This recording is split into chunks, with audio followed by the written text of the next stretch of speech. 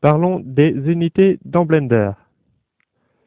Alors d'abord, il faut savoir que tout ce que vous faites dans Blender n'a pas vraiment d'échelle, c'est plutôt vous qui devrez, de manière mentale, donner une échelle à votre scène.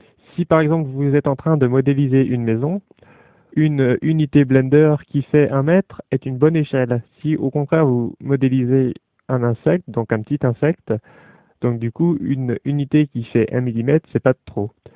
Donc en fait, en fonction de l'échelle de ce que vous êtes en train de faire, vous pouvez adapter mentalement cette échelle. Il y a un seul cas de figure où le paramètre d'échelle réelle est réellement pris en compte, c'est la simulation de fluide. En effet, il y a un paramètre en fait qui permet de gérer ce facteur entre l'échelle réelle et l'échelle virtuelle. Et en fait, le but est simple, c'est simplement que si on fait la simulation sur un verre rempli d'eau et si on fait la même simulation sur un océan, eh bien on va avoir des comportements très différents car les échelles sont différentes. Donc voilà, c'est vraiment la seule exception qui n'est pas proportionnelle à l'échelle. Donc nous avons des unités Blender par défaut, mais on peut changer cette échelle. Donc on va aller dans Scène, et dans le contexte scène, on va trouver un encart Units. Donc par défaut, nous avons None, donc aucune unité, mais on peut passer en unité métrique ou en impérial, donc le système anglo-saxon. Donc si on active le système métrique, eh bien on va voir que toutes les propriétés sont en système métrique.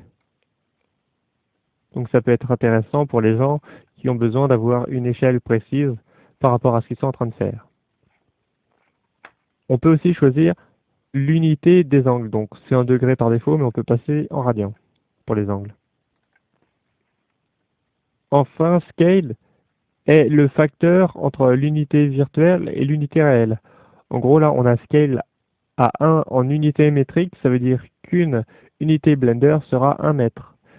Si au contraire, on a envie qu'une unité Blender soit 50 cm, eh bien on mettra le scale à 0,5.